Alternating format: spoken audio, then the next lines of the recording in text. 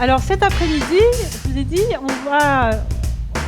on est là pour partager, donc on va, c'est pas ma journée, hein, c'est vraiment la journée des acteurs de l'habitat de demain. Donc, l'habitat pertinent, il est basé sur 4 piliers, le sur-mesure, le durable, le rentable et le partage. Donc, j'ai invité plusieurs personnes par pilier pour vous parler chacun de leur expertise. Donc le premier pilier, c'est le sur-mesure, évidemment. Le sur-mesure, c'est le premier pilier, puisque c'est le pilier de l'habitant et du cohabitant dont on a parlé ce matin.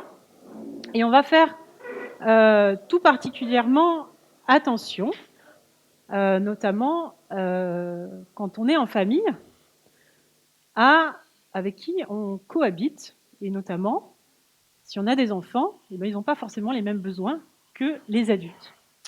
C'est justement ce que Aurélie Di-Filipp'Antonio, je le dis bien, hein, c'est justement son mojo. Aurélie, toi, quand je t'ai rencontrée, tu étais décoratrice pour chambre d'enfants. Ouais. Première fois. Ouais. Cuisiniste de chambre d'enfants. Cuisiniste pour chambre d'enfants, ok, voilà. Tu as un blog qui s'appelle superliposé.com. Et aujourd'hui, tu vis à Nantes et tu as créé ton agence Easy Home Happy Family. Ok. Donc, ton agence, elle est justement spécialisée dans l'accompagnement pour les familles, et notamment avec des enfants en bas âge, et comment on fait pour cohabiter avec ces enfants. Et tu as une démarche particulière qui est justement très très axée justement sur le zéro déchet, le minimalisme, apprendre à vivre avec moins, à mieux consommer, etc. Donc c'est vraiment aussi une démarche éducative, écologique, en plus d'être une démarche sur mesure. C'est bien ça ? Ok, écoute, je te laisse parler un petit peu plus de ton métier, nous partager ce que tu as à nous partager. Ça marche ? Quand un couple se lance dans un projet de famille, tout commence d'abord par des idées. Il se projette avec des enfants, imagine la maison qui va avec. Pourtant, quand les enfants arrivent, il y a vite un gros décalage avec ce que le couple s'était imaginé. La maison est envahie par les affaires de bébé et se transforme en crèche. Ce n'est pas vraiment ce que le couple s'était imaginé. Ce que les parents souhaiteraient, c'est une maison rangée, avec les affaires des enfants cantonnées dans leur chambre et des enfants qui participent à la vie de famille. Le désordre de nos enfants est une des premières causes de tension dans les familles. Il entraîne une lutte interminable où adultes et enfants vont tirer chacun de leur côté pour essayer de retrouver un environnement qui leur correspond. Car aujourd'hui, nos logements sont pensés avant tout pour les adultes. Bien sûr, il existe des lieux de vie pensés pour les enfants. Ce sont les crèches, les écoles maternelles, mais c'est alors l'adulte qui n'est pas vraiment intégré au projet. Un habitat pensé par l'adulte pour l'adulte oublie complètement les intérêts et les besoins de l'enfant.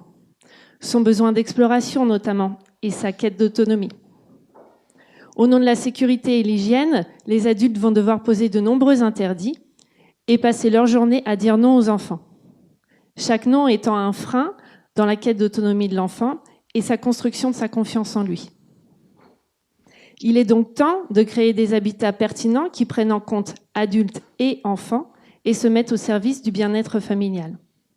Pas question de transformer nos maisons en crèche, mais bien d'intégrer l'enfant au projet pour qu'il y ait sa place et que chacun se sente en sécurité. Ce qui fera baisser le niveau de stress, permettra davantage de collaboration familiale. Aujourd'hui, bien souvent, les parents investissent dans 2 chambres pour leurs enfants. La chambre bébé d'abord, et quand le lit à barreaux devient trop petit, on passe au lit de grand et la chambre devient définitive. Mais le concept même de définitif est antinomique avec celui de l'enfance. Un enfant grandit, change, ses capacités évoluent. Il est donc important d'avoir en tête cette spécificité. Par exemple, il n'est pas rare que les parents investissent dans une grande armoire pour un enfant tout juste 3 ans en se projetant sur ses besoins d'adolescent. Dans l'intervalle, il va quand même se passer une dizaine d'années où cette grande armoire ne sera pas appropriée, elle prendra de la place inutilement et ne sera pas adaptée à l'enfant. Et le jour où il sera adolescent, il y a fort à parier que cette armoire sera devenue trop petite, envahie de choses inutiles. Il est donc... Alors, je suis perdue. Alors, bien souvent, la solution que l'on évoque pour faire face au bazar de nos enfants, c'est d'avoir plus de rangements. Mais les nouveaux rangements, à eux seuls, ne sont pas une solution. Ils peuvent même créer davantage de désordre. Pour ranger, il faut d'abord trier. Et plus on a de rangements, moins on a besoin de trier. La première des solutions est donc d'en avoir moins. Nous en avons tous trop, et particulièrement les enfants. Il est donc important pour amener de la bonne humeur à la maison, faire baisser le stress, de trier. Mais ça peut être extrêmement compliqué, particulièrement avec les affaires des enfants. Parce que pour les affaires des enfants, il va nous falloir un double accord, celui de l'adulte et celui de l'enfant. Et chacun va pouvoir mettre une valeur affective dans l'objet, bien au-delà de sa simple fonctionnalité. Trier, c'est aussi un changement de mentalité. C'est accepter qu'avoir moins, c'est mieux. Et c'est rarement le discours que les adultes font aux enfants. En général, avoir moins est associé à une punition. T'as 5 minutes pour ranger ta chambre. Après toi, tout ce qui traîne, finit à la poubelle. Et avoir plus, c'est une récompense. Sois sage si tu veux des cadeaux à Noël. Il y a donc des habitudes sociologiques à découdre, des parents à accompagner pour consommer autrement. Une fois l'étape essentielle du tri faite, nous allons pouvoir passer à l'aménagement de l'habitat. L'aménagement de l'espace, c'est d'abord observer les utilisateurs finaux qui peuvent être différents du commanditaire. Nous allons observer l'enfant, manipuler ses jouets, créer le désordre. Ce sera la meilleure manière de pouvoir y répondre. Nous allons le regarder passer d'une activité à l'autre pour pouvoir ajuster notre rangement à ses gestes et sa logique. Et nous devrons rester en veille sur son évolution. L'aménagement peut se faire à l'échelle d'une pièce, mais aussi d'un habitat tout entier. Aujourd'hui, ce qui définit un habitat familial, c'est son nombre de pièces.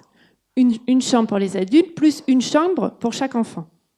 Mais dans les faits, de nombreux enfants ont peur seuls dans leur chambre, ce qui peut créer de nombreuses tensions dans les familles. Parce que les enfants trouvent des solutions. Ils délaissent leur chambre, jouent dans le salon et dorment avec les parents, ce qui ne convient pas forcément au couple. Si on est plus flexible sur notre aménagement, que la disposition des pièces n'est pas figée ad vitam aeternam et qu'on écoute les besoins des utilisateurs, d'autres solutions peuvent émerger. Par exemple, les enfants peuvent partager une chambre et affronter ensemble leurs peurs sans avoir à passer par les adultes.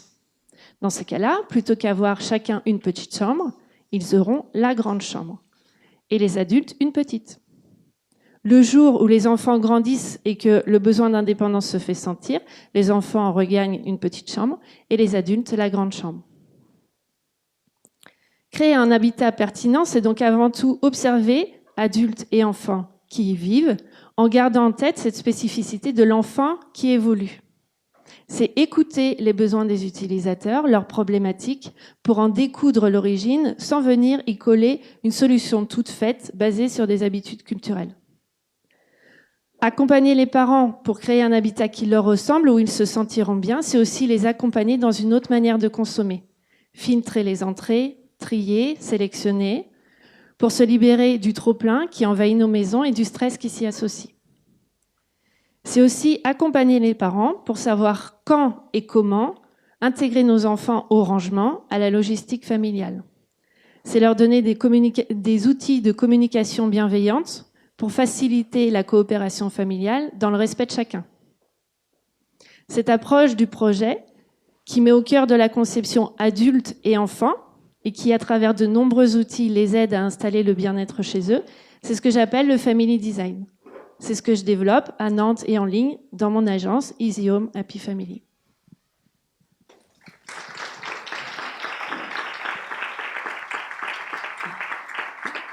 À la seconde près, Aurélie. 6 minutes 40. Bravo, merci beaucoup.